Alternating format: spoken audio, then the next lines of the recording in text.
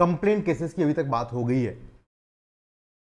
Complaint cases की अभी तक बात हो गई कि भाई कंप्लेंट एंड राइटिंग की गई तो उसको आप समन्स के साथ जो है वारंट के साथ भेज दीजिए, उसके पास कुछ डॉक्यूमेंट पहुंच ही जाएगा।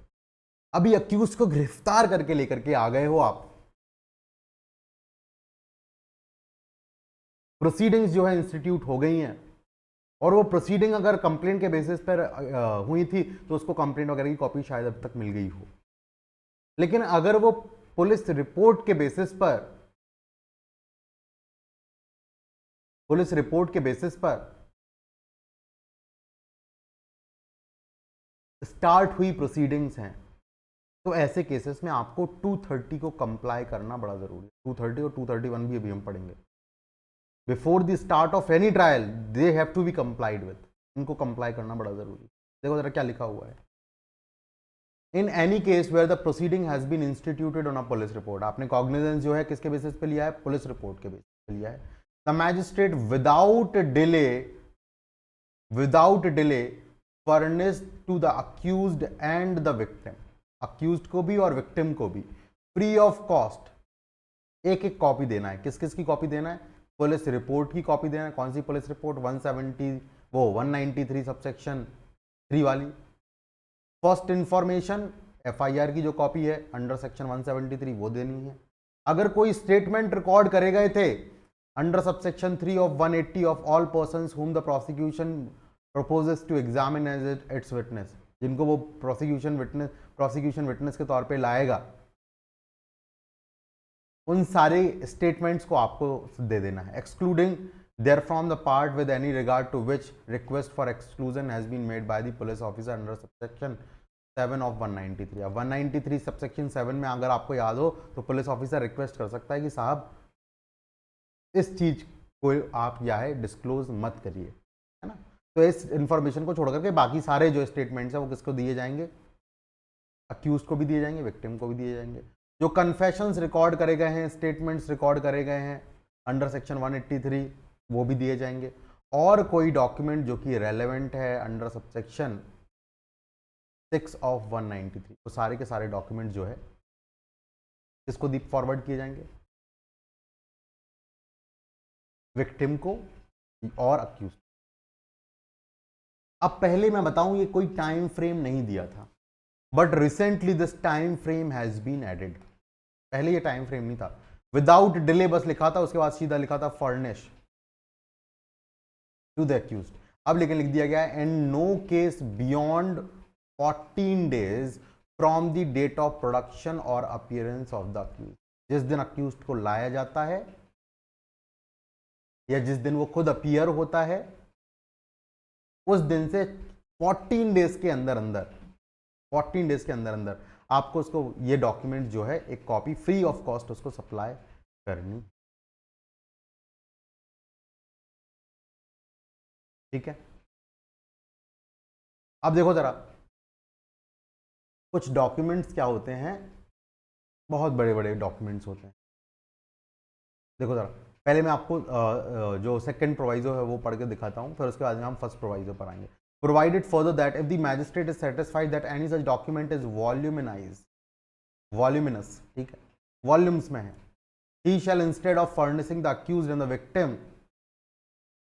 with a copy thereof may furnish copies through electronic means। अब इतने सारे डॉक्यूमेंट हैं, कहाँ तक इसका फोटो कॉपी कराते हैं, आप इलेक्ट्रॉनिक मीन्स से इसको ले लीजिए, आपके मेल पे आ जाएगा, आपको पीडीएफ फॉर्म में मिल जाएगा। और direct that he will only be allowed to inspect it either through personally or through an advocate in the court. भाई या तो आप उसको इलेक्ट्रॉनिक मीन्स पे ले लीजिए या फिर ये डायरेक्शन दिया जाएगा कि आपको केवल ये अलाउ किया जाएगा कि आप इसको इंस्पेक्ट कर सकते हैं, ठीक है, ठीक है। फर्स्ट प्रोवाइजो देखिए जरा, provided that magistrate may after perusing any such part of the document as referred in clause 3 and considering the reasons given by the police officer for the request, direct that a copy of that part of the statement or of such portion thereof magistrate thinks proper shall be furnished to the accused। अब देखो subsection 3 जो आपका clause 3 था, clause 3 में बोला गया था कि भाई पुलिस ऑफिसर साहब क्या कर सकते हैं, 193 सबसेक्शन 7 के अंतर्गत रिक्वेस्ट कर सकते हैं कि इस पार्ट को एक्सक्लूड करें, इस पार्ट को अक्यूज्ड को ना दें। तो ये तो उनका ऑब्जेक्शन है। अब इस ऑब्जेक्शन को जो है मैजिस्ट्रेट साहब डिसाइड करेंगे और फिर रीजंस को देखते हुए अगर मैजिस्ट्रेट साहब को ठीक लगता है, प्रॉपर लगता है, तो उसकी कॉपी जो है अवेलेबल करा सकते हैं अक्यूज। अब देखो जो भी डॉक्यूमेंट यहां दिए जाएंगे उनको इलेक्ट्रॉनिक फॉर्म में भी दिया जाए, shall be considered as duly found. कि इलेक्ट्रॉनिक फॉर्म में दे दिया तो इसका मतलब है कि भाई हाँ आपके पास में डॉक्यूमेंट पहुंच गए हैं जो डॉक्यूमेंट आपको मिलने थे। मेरे समझ से बहुत आसान सी बात है, लेकिन वेरी इंपॉर्टेंट स्टेप कि भाई अभी तक कोई डॉक्यूमेंट नहीं है, अक्यूज के नजरिए से देखिए ना आप,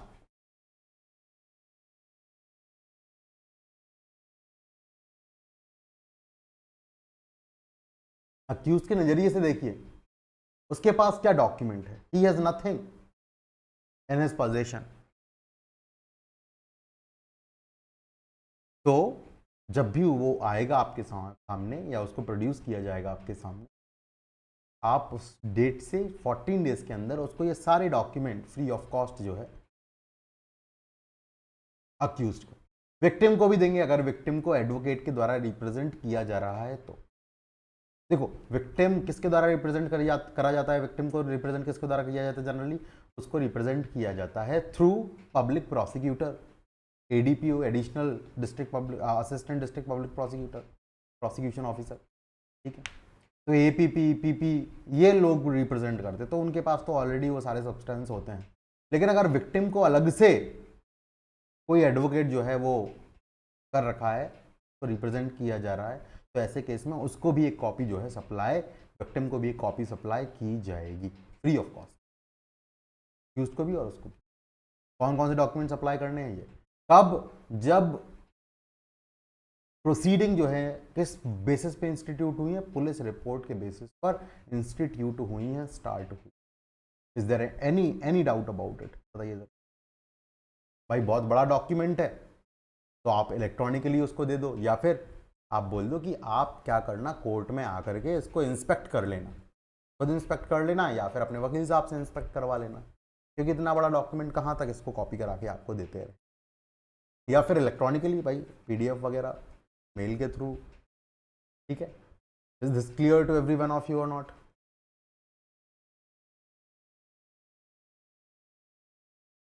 ठीक है। अब मान लीजिए जो केस है it is triable by court of session,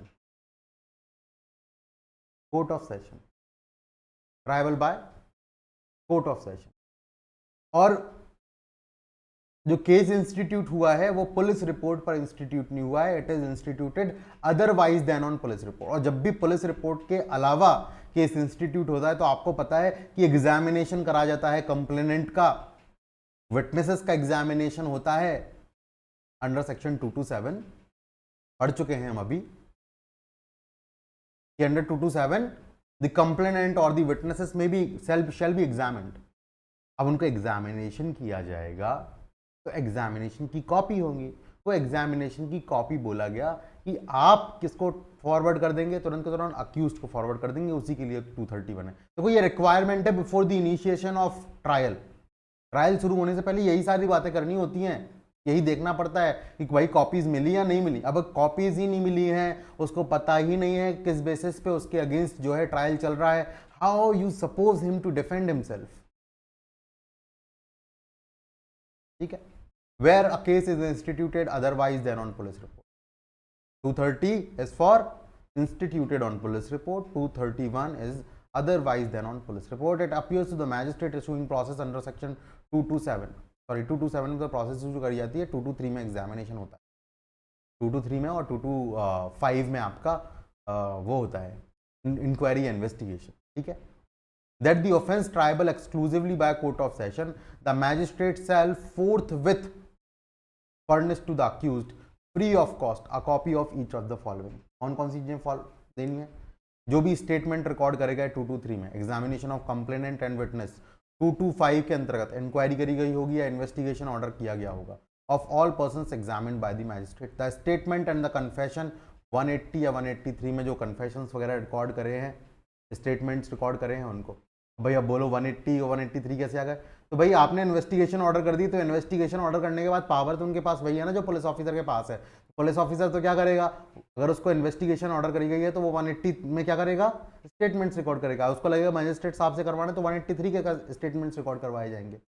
document produced before magistrate, वो डॉक्यूमेंट सारे जो मैजिस्ट्रेट साहब के सामने प्रोड्यूस किए गए हैं जिनके ऊपर प्रोसिक्यूशन रिलाई करता है, इन सारे डॉक्यूमेंट्स की एक कॉपी जो है फ्री ऑफ कॉस्ट किसको दी जाएगी, अक्यूज्ड को दी जाएगी। यहां पर ऐसा नहीं बोला है विक्टिम को, क्योंकि कंप्लेनेंट जो है यहां पर पीपी साहब नहीं है, एपीपी साहब नहीं है, यहां पर सारी चीजें कंप्लेनेंट ने या कंप्लेनेंट के एडवोकेट ने की हुई हैं, ठीक है।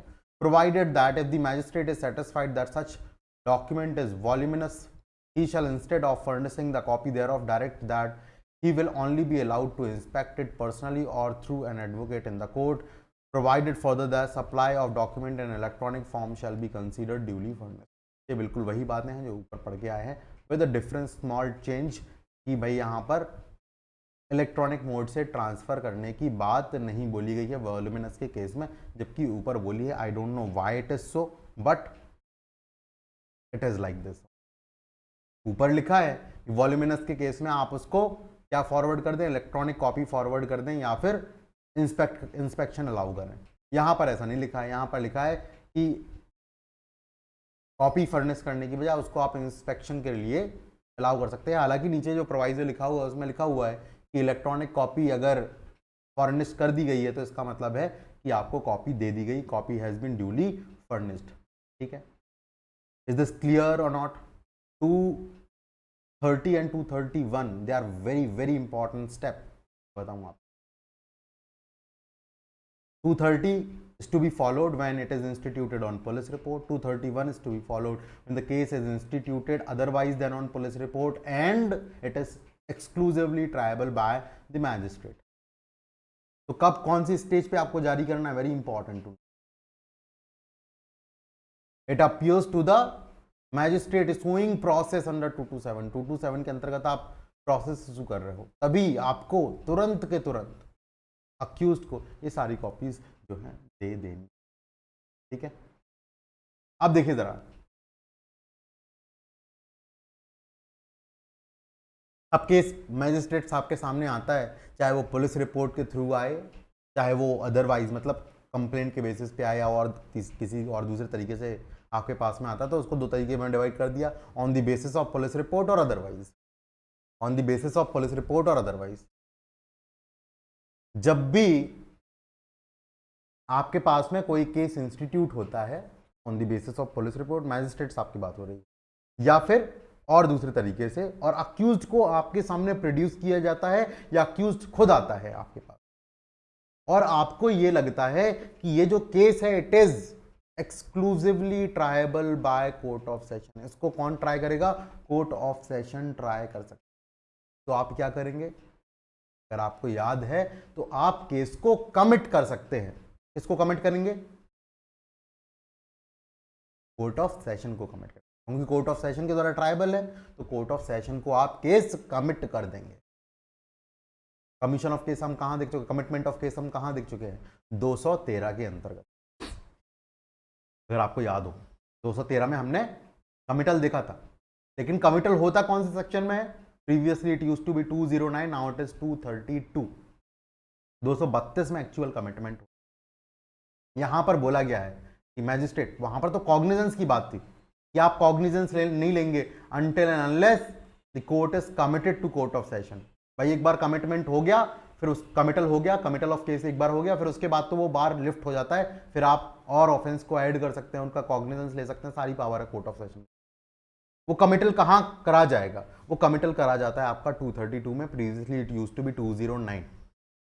भाई कमिटल करा गया, कमिटल करना कैसे है, तो ऑब्वियस सी बात है आप 230 को कंप्लाई करेंगे या 231 को कंप्लाई करेंगे, और उसका कंप्लायंस करने के बाद ही आप केस को कमिट करेंगे। यही बातें सारी लिखी हुई हैं, देखो जरा, When in a case instituted on police report or otherwise the accused appears or before the magistrate and it appears to the magistrate that offence is triable exclusively by court of session, he shall मतलब कौन?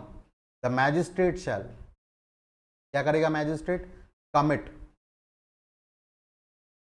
commit the case to court of session, commit the case to court of session after complying 230 और 231, 230 और 231 को। 230 क्या है? Police report के basis पे register हुआ है तो ये कॉपीज दे दो, ये डॉक्यूमेंट दे दो 14 दिन के अंदर। कंप्लेंट के बेसिस पे मतलब otherwise than on police report register हुआ है तो फिर आप ये कॉपीज को दे दो पहले, उसके बाद ही आप केस क्या करोगे? कमिट करोगे। And subject to the provisions of the संहिता टू बेल और remand of the accused, bail or remand the accused to the custody and until the commitment has been,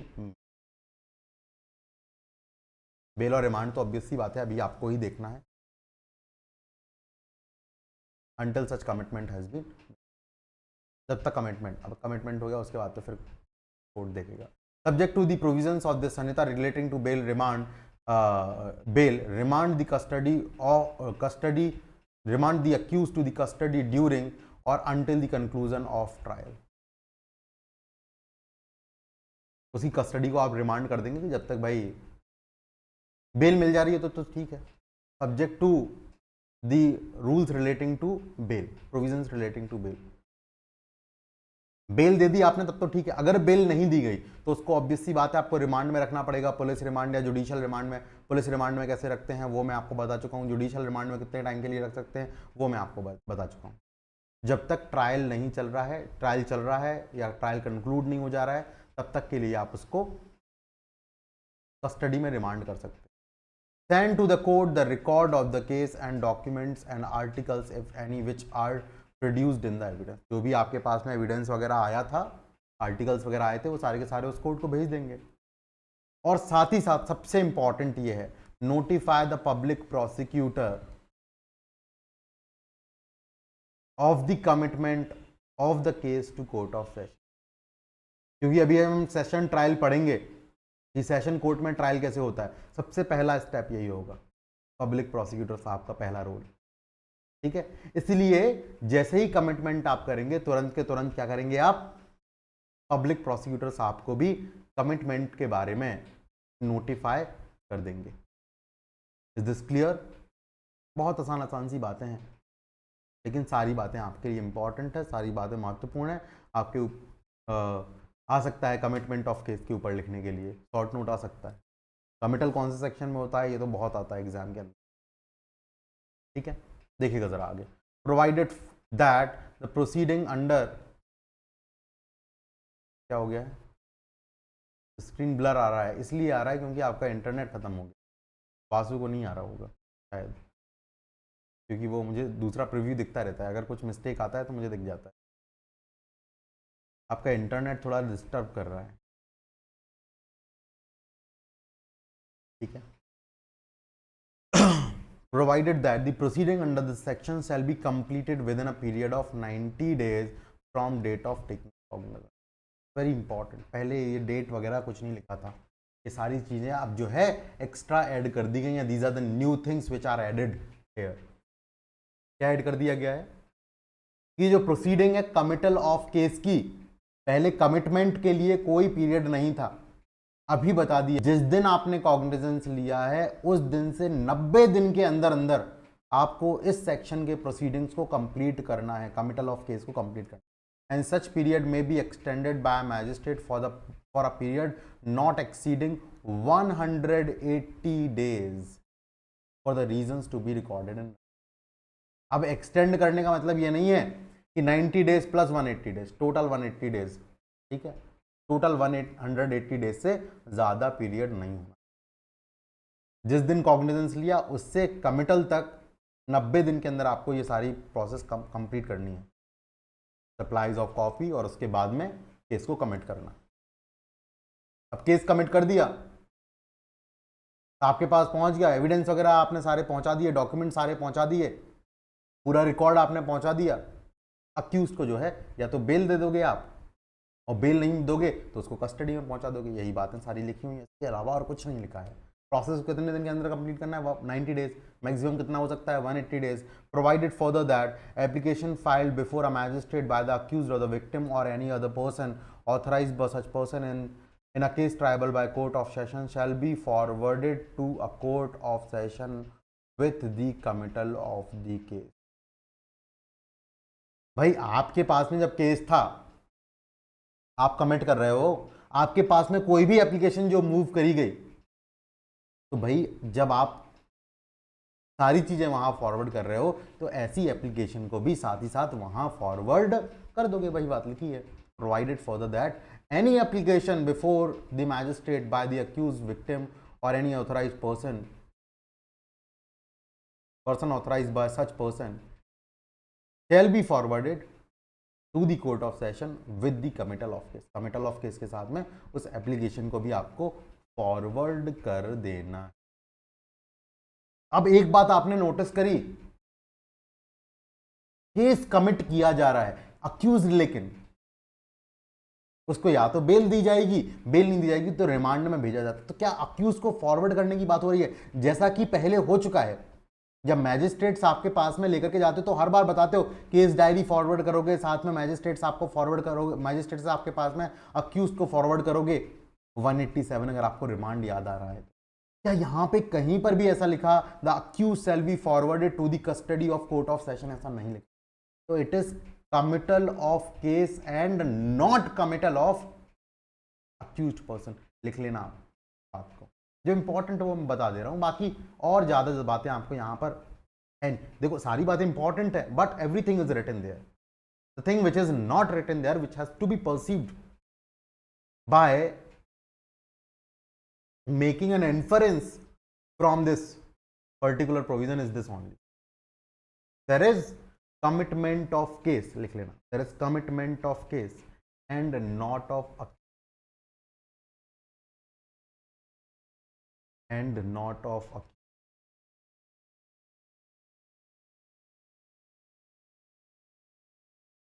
ठीक है।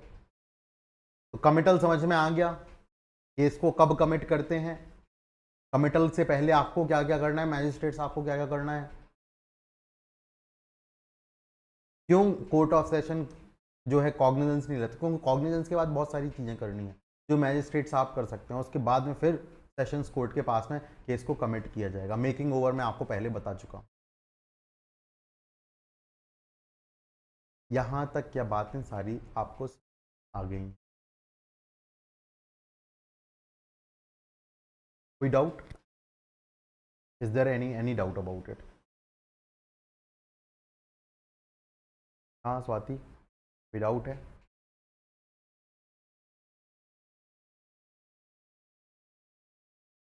कोई डाउट? चलिए तो फिर नेक्स्ट प्रोविजन पे पहुंचते हैं। ये सारे के सारे मैं बता रहा हूं जहां से हमने चैप्टर 13 स्टार्ट किया था, एवरी प्रोविजन आए से कि इंपॉर्टेंट है ना, क्योंकि सबसे क्वेश्चन बनता है। आपको क्वेश्चन लिखा हुआ मिलेगा 232 से, 231 से, 230 से, 229 से भी, 228 से भी, और 227 तो है ही। सारे प्रोविजंस जो हैं इंपॉर्टेंट है, ठीक है। चलिए जरा कमिटल याद रखना है, committal CRPC 209, now it is 232। Come to section 233, बड़ा आसान सा प्रोविजन है, बहुत आसानी से बात को लिखा हुआ है। क्या लिखा हुआ है मैं बात बता देता हूँ भाई। एक ही ऑफेंस के लिए, सेम ऑफेंस के लिए कंप्लेंट भी है और पुलिस इन्वेस्टिगेशन भी चल रही है। एक ही ऑफेंस के लिए पुलिस इन्वेस्टिगेशन भी चल रही है। आपको पता लगता है, being a magistrate you come to know this that there is complaint, complaint मतलब otherwise instituted on police report. इसको ध्यान रखिएगा, आप दो कैटेगरीज में आप ऑफेंसेस को बांटेंगे, वहां पे 3 कैटेगरीज लिखी थी भाई, पुलिस रिपोर्ट, उसके बाद में वो कंप्लेंट लिखा था, फिर पुलिस रिपोर्ट लिखा था, और फिर लिखा था आपका इंफॉर्मेशन और ओन नॉलेज ऑफ मैजिस्ट्रेट, ऐसा लिखा था। अब आप एक रख दीजिए पुलिस रिपोर्ट और बाकी दोनों को, ए और सी को डाल दीजिए otherwise than on police report, क्योंकि उसके लिए प्रोसीजर बहुत जगह अलग मिलेगा आपको और पुलिस रिपोर्ट वाले के लिए प्रोसीजर अलग मिलेगा। ठीक है,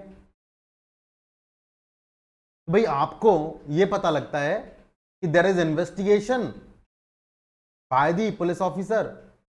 अब इन्वेस्टिगेशन पुलिस ऑफिसर कर रहा है, मतलब क्या है कि यहां पर ऑब्वियस सी बात है एफआईआर हुई होगी, और एफआईआर के बाद ही इन्वेस्टिगेशन चल रही है, और साथ ही साथ आपके पास में भी प्रोसीडिंग चल रही है एज अ कंप्लेंट, तो कंप्लेंट केस भी है और एफआईआर भी है, दोनों चीजें हो गई एक ही ऑफेंस के लिए। तो ऐसे केसेस में आपको क्या करना है, तो आपको ऐसे केस में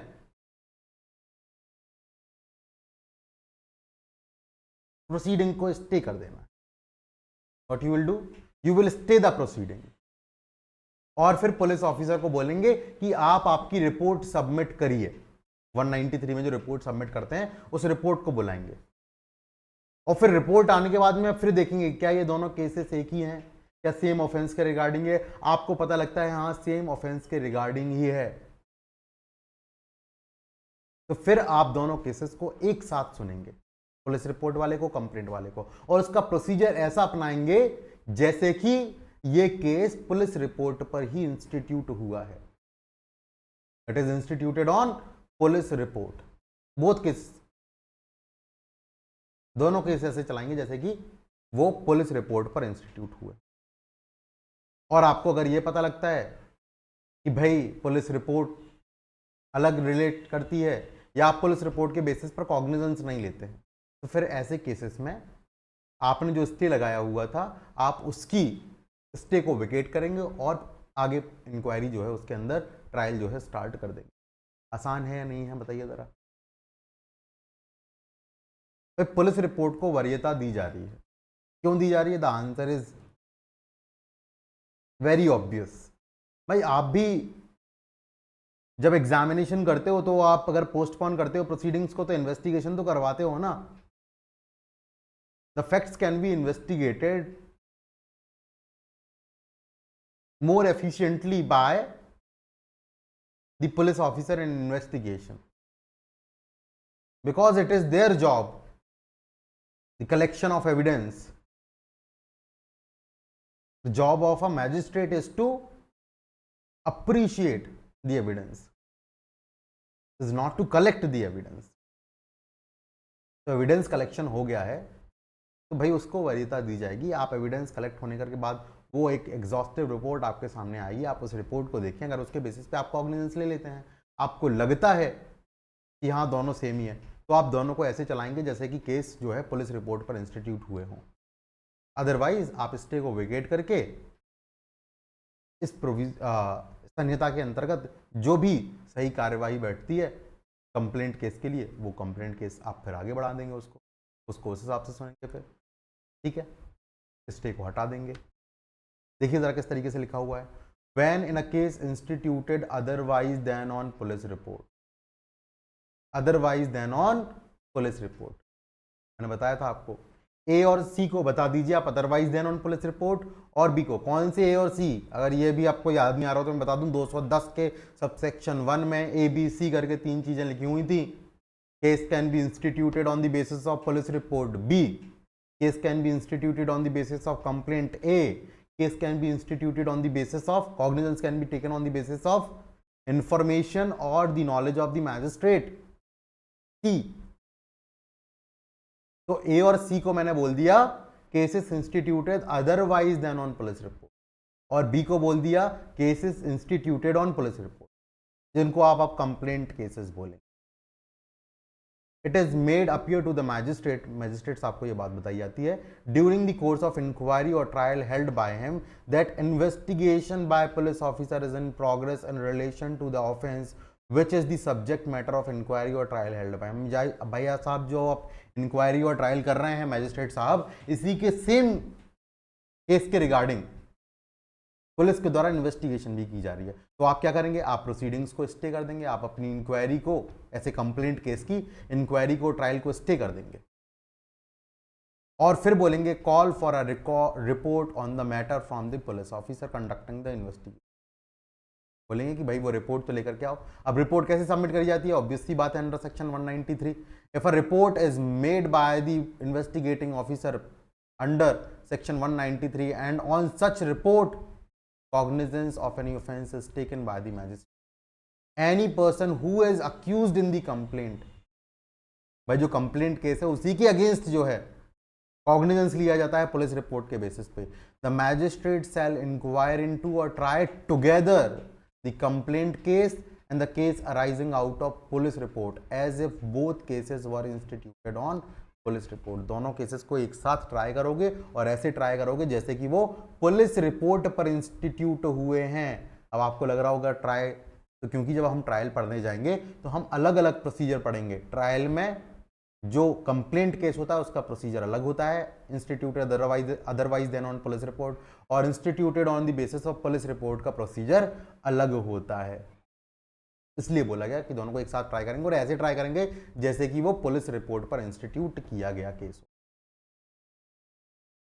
अब पुलिस रिपोर्ट आती तो है but it does not relate to complaint case. देखो, a police report does not relate to any accused in the complaint case or magistrate does not take cognizance.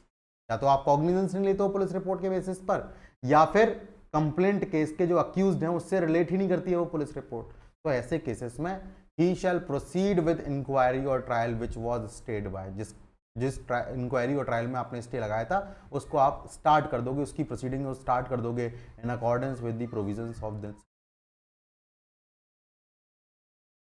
ठीक है, कोई डाउट, कोई समस्या? मेरे समझ से बहुत आसान सा प्रोविजन था, कोई समस्या आपको इसमें नहीं होगी, कोई प्रॉब्लम नहीं आई होगी। ठीक है क्या कोई प्रॉब्लम? बताओ जरा, is there any problem in this? नहीं है ना? बहुत। तो देखिए हमने क्या क्या देख लिया है अभी तक, मैं आपको बताता हूँ, एक शॉर्ट जर्नी पर लेकर चलता हूँ जो अभी तक हमने जान लिया है, समझ लिया है। भाई एफआईआर हुई, उसके बेसिस पर इन्वेस्टिगेशन हुआ, इन्वेस्टिगेशन के बाद पुलिस रिपोर्ट सबमिट करी गई, पुलिस रिपोर्ट के बेसिस पर सेक्शन 210 सबसेक्शन 1 क्लॉज बी के बेसिस पर आपने जो है कॉग्निजेंस ले ली।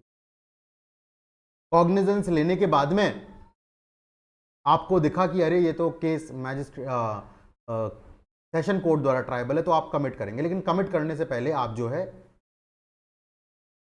230 की प्रोसीडिंग को कंप्लीट करेंगे, उसको कॉपीज सारी सप्लाई करेंगे आप। ठीक है, कमिटल करने से पहले कॉपीज जो है वो सप्लाई करना बड़ा ज़रूरी है। चलिए भाई, बहुत अच्छी बात, कॉपीज आपने सप्लाई कर दी, इसके बाद आप केस कमिट कर देंगे, अक्यूज को जो है रिमांड में, कस्टडी में, जो भी है, जैसा भी है वैसा कर देंगे उसको। ठीक है, इतनी बातें क्लियर है? तो कमिटल हो गया, या फिर केस आपके द्वारा ही ट्रायल है तो आपको फिर कमिट करने की जरूरत तो है नहीं। ठीक है, चलिए बातें क्लियर। दूसरा तरीका है कंप्लेंट जो है वो की जाती है, या इंफॉर्मेशन के बेसिस पे या नॉलेज के बेसिस पे। तो यहां पर आपके पास में पुलिस इन्वेस्टिगेशन तो हुई नहीं है, तो पहले के प्रोविजन सारे गए, सीधा सीधा एग्जामिनेशन करना है किसका? अक्यूज का, कंप्लेनेंट का एग्जामिनेशन करना है आपको, और साथ ही साथ विटनेसेस का एग्जामिनेशन करना है। विटनेसेस का एग्जामिनेशन किया, कंप्लेनेंट का एग्जामिनेशन किया, और अगर आपको लगता है तो आप पोस्टपोन भी कर सकते हैं, जनरली पोस्टपोन कर सकते हैं, आपके पास ड्यूटी बाउंड हो आप पोस्टपोन करने के लिए, जब आपका अक्यूज पर्सन आपके जुरिस्डिक्शन से बाहर रहता है। आप इन्वेस्टिगेशन ऑर्डर कर सकते हो और इंक्वायरी कर सकते हो। इन्वेस्टिगेशन नहीं करनी है जब सेशन कोर्ट के द्वारा ट्रायल किया गया है, या तब तक आपको सेशन कोर्ट के द्वारा एक्सक्लूसिवली ट्राइबल ऑफेंसेस है, तो आप इन्वेस्टिगेशन ऑर्डर नहीं करते हैं, इंक्वायरी कंडक्ट करते हैं और सारे विटनेसेस को बुलाते हैं। या फिर दूसरा केस आपका बनता था कि भाई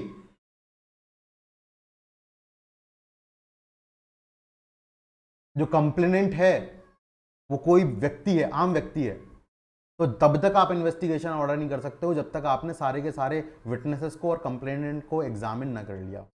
कंप्लेनेंट और विटनेसेस को एग्जामिन करने के बाद ही आप इन्वेस्टिगेशन ऑर्डर कर सकते हैं, otherwise you can not order investigation. Inquiry तो बिल्कुल आपका राइट है, आप कर सकते हैं। भाई आपको लगता है there is ground for proceeding further, तो आप आगे बढ़ते हो, समन्स और वारंट जारी करते हो, अगर नहीं होता तो डिसमिस कर देते हो, that is the part of section 226। 227 deals with कि आप प्रोसेस इशू करते हो, समन्स जारी करते हो या वारंट, समन्स केस में समन्स जारी करते हो, वारंट केस में आपके पास में डिस्क्रेशन है, you can either issue warrant और यू में इशू समन्स। भाई आपने जारी कर दी, उसको आपके सामने लाया गया, अब उसको आपके सामने लाया गया है तो आप उसको क्या करोगे?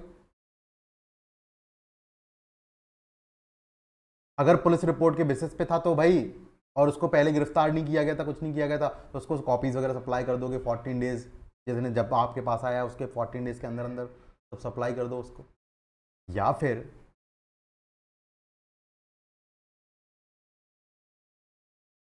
अगर वो कंप्लेंट केस था तो भाई जो भी आपने एग्जामिनेशन किया हुआ है, कंप्लेंट की कॉपी तो उसके पास पहुंच गई होगी, अगर नहीं पहुंची तो कंप्लेंट की कॉपी भी दे दो। और एग्जामिनेशन जो भी आपने रिकॉर्ड करे थे अंडर सेक्शन 223, 225 इंक्वायरी इन्वेस्टिगेशन की जो भी आपके पास में रिपोर्ट आई है, वो सब कुछ आप क्या करोगे? उसको पकड़ा दोगे। 223, 225 के सारे डॉक्यूमेंट और दूसरे डॉक्यूमेंट जिनके ऊपर प्रोसिक्यूशन रिलाई करता है, वो सारे डॉक्यूमेंट्स की कॉपी उसके पास में दे दोगे। और फिर जो है, अगर केस कमिट होना है तो केस कमिट कर दोगे, केस कमिट नहीं होना है तो फिर आगे बढ़ोगे आप। अब आगे बढ़ने में क्या होना है? दोनों ही स्टेजेस में या तो कमिटल हो गया है या केस मैजिस्ट्रेट्स आपके पास में है, अक्यूज्ड आ गया है, अक्यूज्ड को सारे डॉक्यूमेंट मिल गए हैं। अब क्या होना है?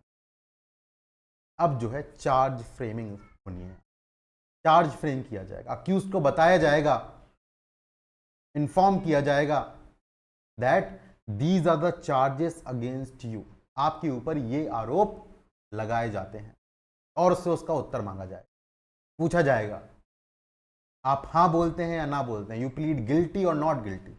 इफ यू प्लीड्स गिल्टी तो उस केसेस में हम देखेंगे क्या होगा, और अगर वो नॉट गिल्टी प्ली करता है तो फिर ट्रायल की प्रक्रिया शुरू होगी, ट्रायल किया जाएगा।